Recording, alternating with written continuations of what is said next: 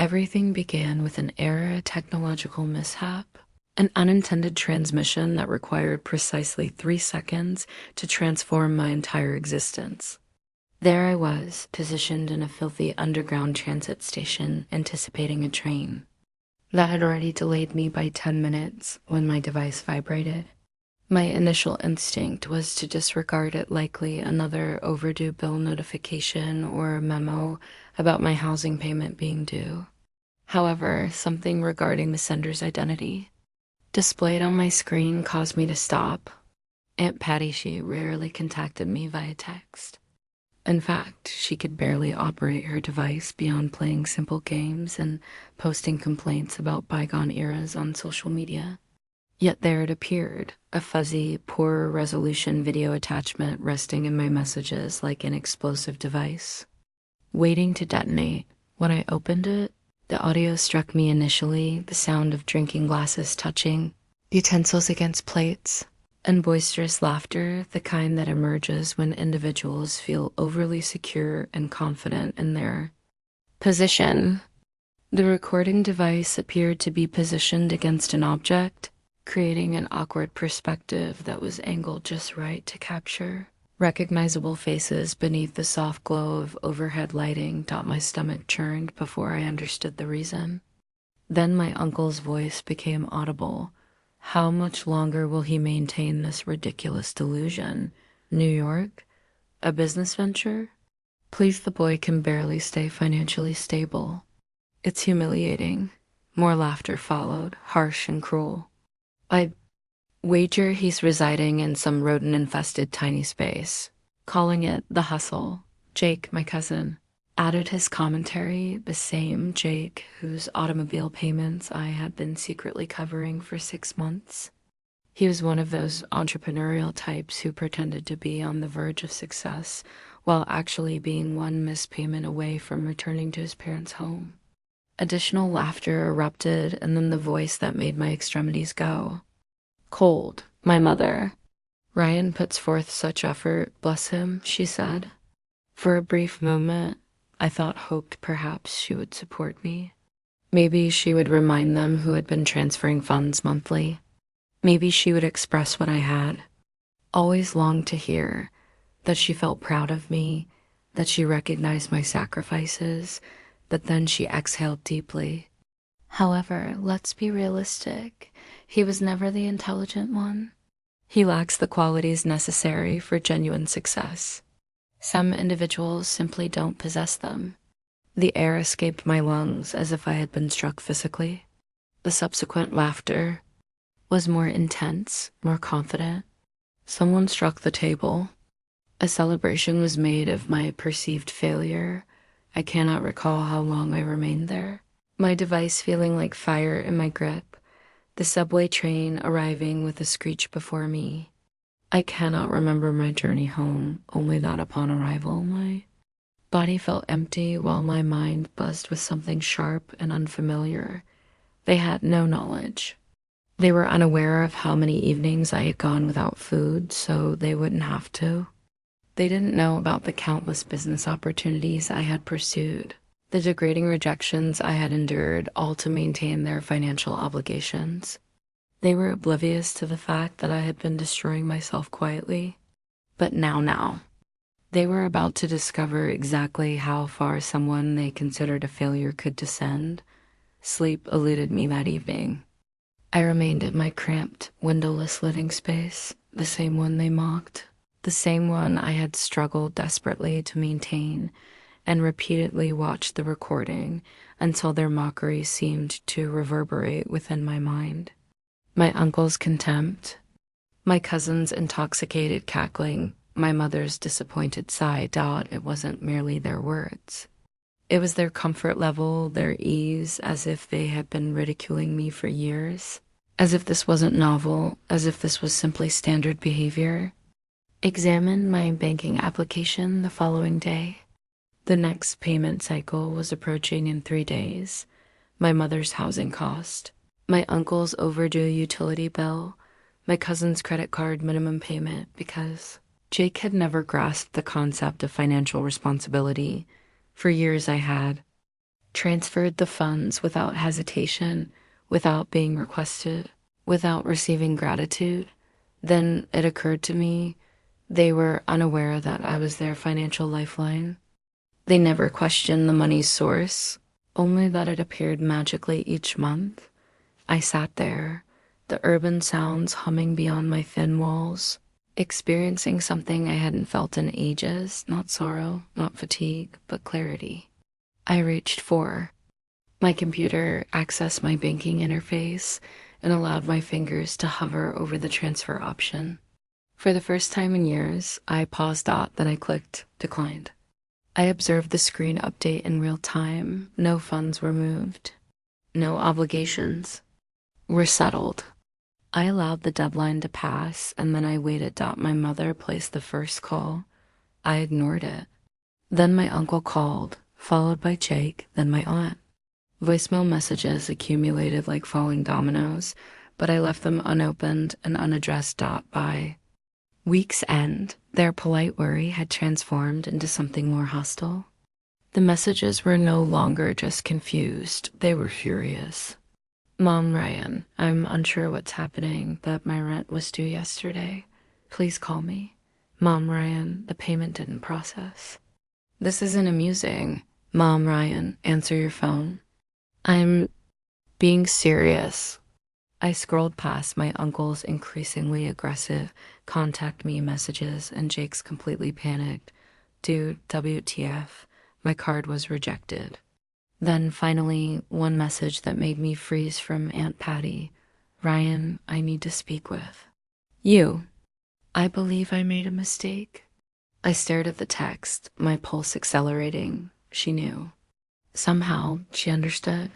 I sat there, heart pounding, thumb positioned over the screen. The game had officially commenced, and I was fully committed. I allowed her. Message to remain unanswered for 3 hours, letting her anxiety build. When I finally returned Aunt Patty's call, I could detect the panic in her voice before she finished greeting me. Ryan, oh, thank goodness, darling. Listen, I let the silence extend just long enough to make her uncomfortable. You what? My tone was emotionless, cold. She hesitated. Good. I believe I accidentally sent you something. I nearly laughed. Believe? I reclined in my chair, staring at my bare apartment wall, the only decoration being a single yellowed adhesive note reading, keep going. You mean the recording? She inhaled sharply. Exactly. So you viewed it? I closed my eyes and visualized that dinner table, the plates filled with food purchased with money they assumed materialized from nowhere. The laughter, the toast, my own mother's voice. Oh, yes, I said. I saw everything. The line went completely silent, then a sniffle, the artificial kind people make when they realize they've been caught. Ryan, honey, you understand how they become after drinking. They don't mean it. I almost wanted to appreciate the boldness. They meant every single word, I said, but you already know that. Patty made a weak sound, some mixture of guilt and discomfort. Then, in a quieter voice, you didn't inform your mother, did you? That made me pause. I straightened slightly. Inform her about what, Patty? I kept my tone casual, but my heart was racing. A long pause. That you were the one financing everything. The room seemed to spin. My head buzzed with static, my brain processing every interaction, every phone call, every fake pleasant how's business, sweetheart? From my mother, she was unaware. None of them knew. They thought I was struggling some pathetic failure, pursuing a dream while they lived off my sacrifice without a clue. My chest burned. Who do they believe has been sending the money, Patty? My voice was eerily calm, even to me. She hesitated again, too long. They ... a deep breath. They think it's your father. For a moment, I thought I had misunderstood. Excuse me? Your father's life insurance, she said quickly, like removing a bandage. They believe he left some secret fund for your mother, and she's been sharing it with everyone. I sat completely motionless, fingers clenching into fists. My father, deceased for a decade, they thought he had provided for them from beyond the grave, that the money had been some magical inheritance, something they deserved. Not a single one had questioned it. Not one had considered that maybe it was me. I released a slow, steady breath. My hands had stopped trembling because now I could see the entire situation clearly. I had been playing this game with a handicap. Time to change that. Patty, I said, my voice razor sharp, I need you to do something for me. What? I smiled. Tell them I'm deceased. The silence on the other end stretched long enough to suffocate. Ryan, Aunt Patty's voice was barely audible. What the hell did you just say?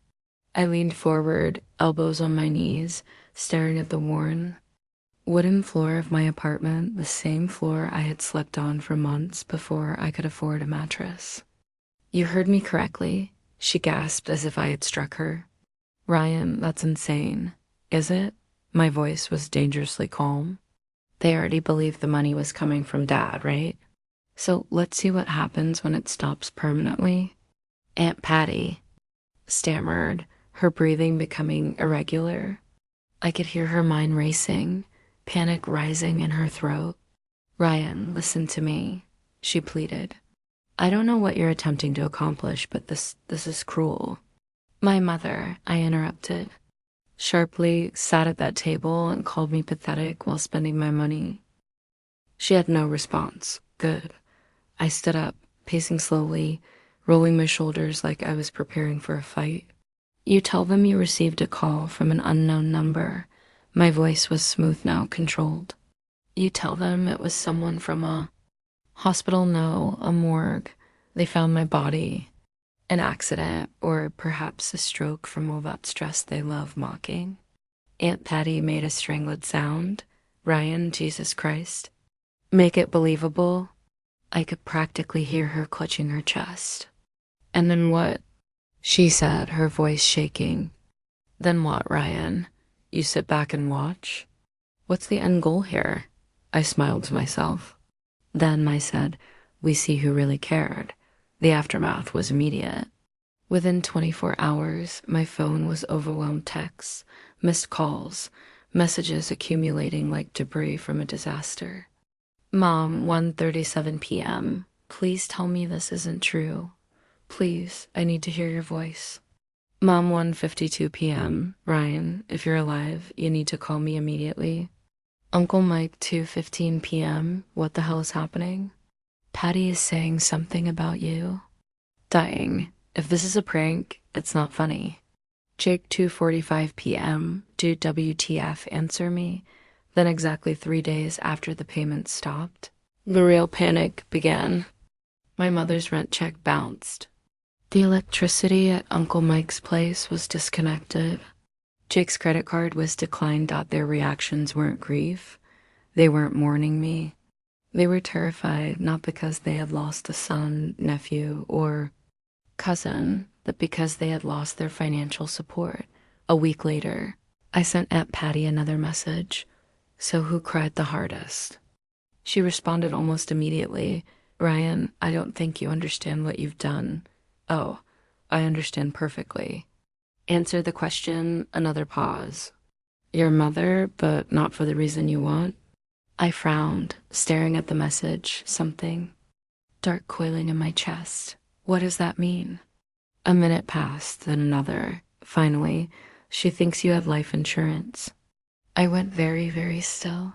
Excuse me. She's been making calls, Ryan, to banks, to insurance companies. She's not grieving, she's looking for a payout. I felt something deep inside me break. They didn't just see me as a failure, they saw me as a paycheck. I stood up so quickly my chair nearly fell over. My hands were steady, my breathing even. They had no idea what they had just unleashed. I wasn't finished yet. 2 days, that's how long I let them suffer. 2 days of my mother frantically contacting every insurance provider she could find. 2 days of Uncle Mike cursing my name, texting. Aunt Patty to determine who to contact for beneficiary claims. 2 days of Jake losing his mind when he realized his credit card debt was about to consume him. They didn't care about me. They cared about the money. And now that they thought I was gone, they were scavenging for scraps. I let them chase their own tails. I let the panic develop, and then I made my next move.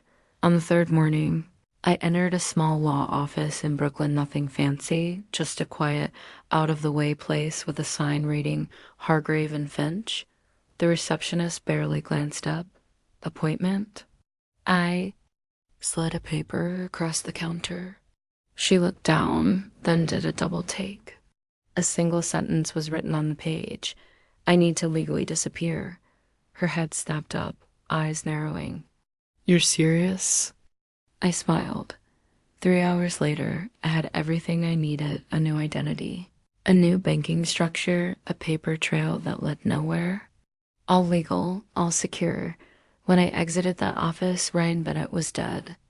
The man walking down the street, tucking his hands into his coat pockets against the cold wind, he was someone else now. And before the sun set that evening, I sent one final message to Aunt Patty. Tell them they won't find a single cent. And tell my mother. I paused, fingers hovering over the keyboard, then slowly typed the final part. She was right about me. Some people aren't cut out for real success. I just happened to be the exception. Then I blocked every number, wiped my accounts, booked a flight, and disappeared for good. They thought they had lost their safety net. They had no idea I had just set fire to the entire bridge. 2 weeks, that's how long I remained silent. 2 weeks of letting the wreckage settle. 2 weeks of watching the fire spread from a safe distance. I had changed cities, changed numbers. I was untouchable now, but I wasn't finished yet. Because for people like my family, losing money was one thing, losing face was another, and I was about to strip their masks completely off. I began with Jake, cousin Jake, the golden boy, the one who coasted through life, charming his way out of responsibility while others cleaned up his messes. I knew his weakness: debt. The guy owed money to everyone: banks, credit card companies, even some questionable business partners from his brief attempt at day trading. And without my monthly lifeline, he was drowning. All it required was one anonymous tip, a quick email to a collections agency with details on his hidden assets, followed by a concerned citizen message to the leasing office of his high-rise apartment. Within 48 hours, Jake's car was repossessed and his landlord was posting an eviction notice on his door. He went from posting bottle service club nights on social media to begging for short-term loans and private messages. Pathetic. One down. Next was Uncle Mike, a man who loved 2 things in life: running his mouth and avoiding taxes. See, Uncle Mike had a cash business, one of those shady side operations where everything was off the books. Or so he thought. I made a phone call, posed as a concerned citizen again, gave just enough details to get the IRS interested. Within a week, Uncle Mike was hit with an audit. Within 2 weeks, he was scrambling. By month's end, the business was dead, shut down. That left only my mother, the woman who raised me, the woman who never once asked how I was paying her rent, just as long as the checks kept coming. She had built a life off my sacrifice, and when she thought I was dead, she hadn't mourned. She'd gone hunting for a payout. Her punishment had to be different, more personal. So I waited, let the pressure build, and then I made her famous. It was easy, too easy.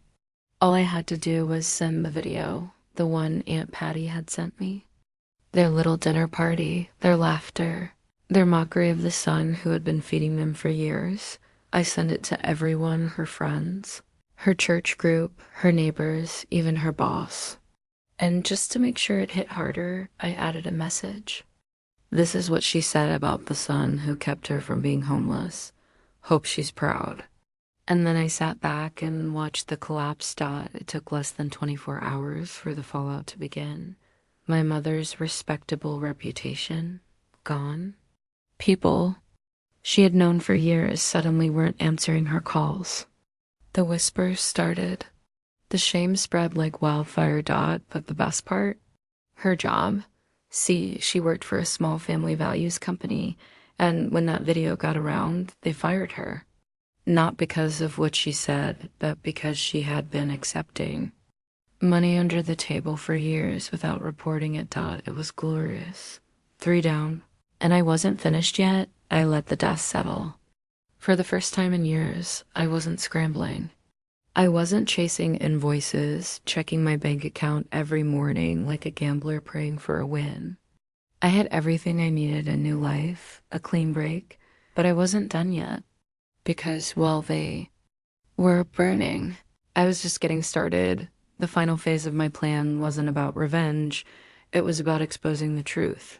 See, they thought they had power over me. They thought I was some pathetic failure, barely holding on, 1 bad month away from crawling back home. They thought I was dead. Now I was going to make sure they wished I really was. It started small: a few well-placed messages, a carefully crafted social media post, a new account, anonymous. Of course, posting about a family who lived off a dead man's money. The stories spread first locally, then further. People recognized them. Neighbors, old classmates, even people they owed money.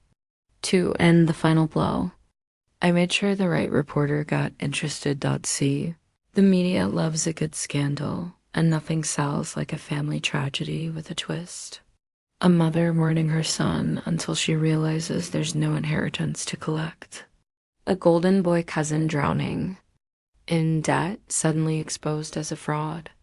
A greedy uncle now under investigation for tax fraud. Screaming about witch hunts on local news. The headline wrote itself: mysterious death exposes family living off fake inheritance. The shocking truth. Within a week, the entire town knew. My mother couldn't leave the house without feeling the weight of 1,000 judgmental eyes. Jake's friends, the ones who used to party with him, stopped answering his calls. And Uncle Mike? He had no business. Left to save, the final stage was complete, and then when I was sure they had nothing left to take, I sent one last message. Not to Aunt Patty, not to Jake. To my mother, a simple text. No number attached, no way to trace it back. Now you know what it feels like to lose everything. Consider us even. And just like that, I was gone for good this time. No more sacrifices. No more saving them. I had finally learned the one thing they never wanted me to understand. Family isn't who you're born to. It's who you choose. I stood at the edge of the pier. The city's skyline stretched out before me. The cold wind bit at my face, but I didn't care. For the first time in years, I felt weightless. No more obligations, no more invisible chains dragging me down. I was free. My phone buzzed in my pocket one last time. I already knew who it was before I looked. Mom. I almost didn't check it. Almost tossed the phone into the water and walked away forever. But something in me, some final flicker of curiosity made me open it. It was short, almost too simple. I don't know who you are anymore.